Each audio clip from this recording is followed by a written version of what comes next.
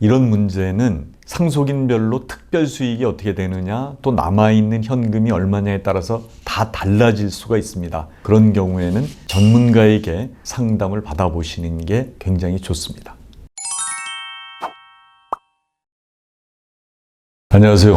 홍순기 변호사입니다. 이번 시간에는 상속재산의 범위, 특히 그 망인의 빚을 어떻게 처리할지 그런 문제에 관해서 말씀드리고자 합니다. 아직까지 구독자가 아니신 분은 구독, 좋아요 눌러주시면 감사하겠습니다.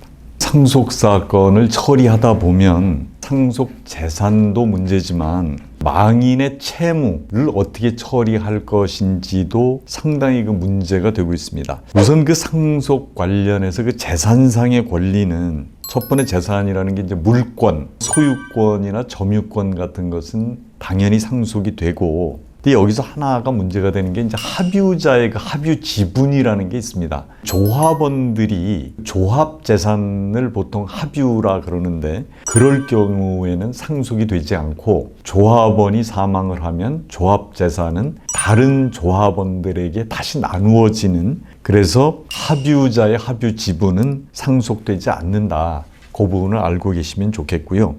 그 다음에 이제 채권과 관련해서 몇 가지 말씀을 드리면, 임차권은 당연히 상속이 됩니다. 그런데 상속인이 없는 경우가 있을 수 있거든요. 그럴 때는 그 주택에서 공동생활을 하든 사실혼 관계에 있는 자가 권리 의무를 승계한다. 그게 이제 임차권에서는 특별한 거고요. 손해배상 청구권은 당연히 상속이 됩니다. 그런데 이 이혼으로 인한 위자료 청구권이나 이런 것들은 배상 합의가 있었거나 소가 제기된 이후 그럴 경우에만 상속이 된다고 알고 계시면 될 것 같습니다. 그리고 이제 생명보험 청구권이라는 것도 이제 문제가 좀 되는데요. 생명보험에서 수익자를 상속인으로 해놓은 경우에는 상속인의 고유재산이 됩니다. 그러니까 상속재산이 아닌 거죠. 만약에 피상속인이 계약자고 피보험자고 이러면서 수익자도 본인으로 해놓은 경우가 있습니다. 이런 경우에는 판례는 상속재산이다 해서 그 분할의 대상이 되는 걸로 정리하고 있습니다. 그리고 이제 이혼이나 이럴 때 그 재산분할 청구권이라는 게 있는데, 이혼 소송 중에 당사자 일방이 사망을 하면 이혼 소송은 당연히 종료가 되고, 이혼을 전제로 한 재산분할 청구권도 종료가 되는 것으로 정리가 되어 있습니다.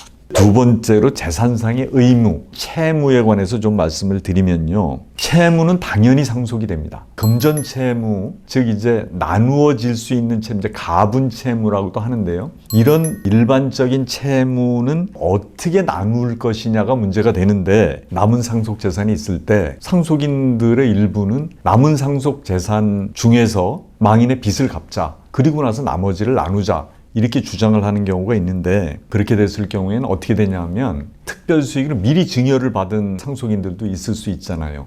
미리 받은 상속인들은 채무를 면하는 결과가 되잖아요. 불공평해지는 거죠. 그리고 이제 또 하나가 이런 게 있습니다. 돌아가신 분의 이제 은행에 이제 계좌가 있고 거기에 남아있는 현금이 있다 이랬을 때, 다른 상속인들 입장에서는 6개월 내에 내지 않으면 가산세나 이런 게 문제가 되니까 내자 그러는데, 그것은 특별수익이 비슷하고 나머지 상속재산을 나누는 게 비슷할 때는 그 의견이 옳을 수도 있습니다. 그런데 특별수익이 상속인마다 다르고 남아있는 재산에서 상속세를 내면 거의 다 없어지고 남는 재산이 별로 없다, 이랬을 때는 특별수익이 없는 상속인들 입장에서는 엄청 손해를 볼 수가 있습니다. 그래서 현금이 남아있다, 그리고 그 안에서 상속세를 내야 된다, 이렇게 다른 상속인들이 주장을 하더라도 한번 특별수익이나 남은 상속재산하고의 비율이나 이런 것을 따져서 신중하게 결정하셔야 된다는 거죠. 이거를 좀 알고 계시면 좋을 것 같습니다.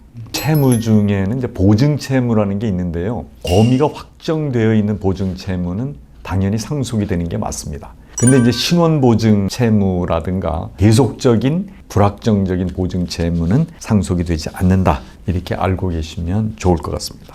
세 번째는 그 법률상의 지위나 계약상의 지위. 처음에 이제 주주권 같은 게 있습니다. 보통의 주주권은 전부 다 양도가 되기 때문에 주식을 상속하는 거는 전혀 문제가 없습니다. 근데 이제 한명회사나 유한책임회사나 또는 유한회사, 이제 이런 것은 정관의 규정이 다를 수가 있습니다. 그래서 정관에 따라서 상속이 될 수도 있고 되지 않을 수도 있다. 그거를 알고 계시면 좋을 것 같고요. 골프 회원권이나 이제 헬스클럽 회원권 같은 것이 있는데 회원 규약에 양도가 자유롭게 되어 있다 그러면 그건 당연히 상속이 됩니다.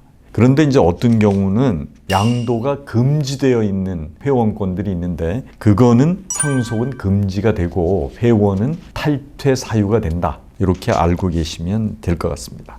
그리고 이제 민법상의 대리권이라는 게 있는데 이것은 본인이나 대리인의 사망으로 당연히 소멸이 된다. 근데 이미 발생한 채무나 이런 것들은 상속이 될 수도 있습니다.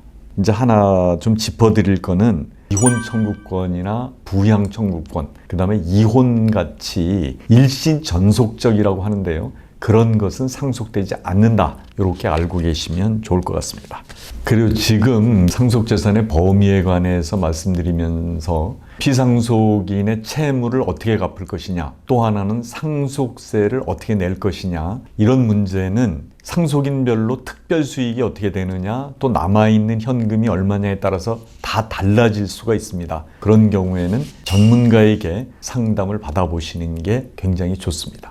지금까지 내용이 유익하셨다면 구독, 좋아요 부탁을 드리겠습니다. 다음 시간에는 상속인들끼리 매장이나 이장이나 화장 이랬을 때 의견이 다를 경우에 어떻게 해결을 할 것이냐, 재사용 재산하고 관계된 부분을 말씀드리도록 하겠습니다. 감사합니다.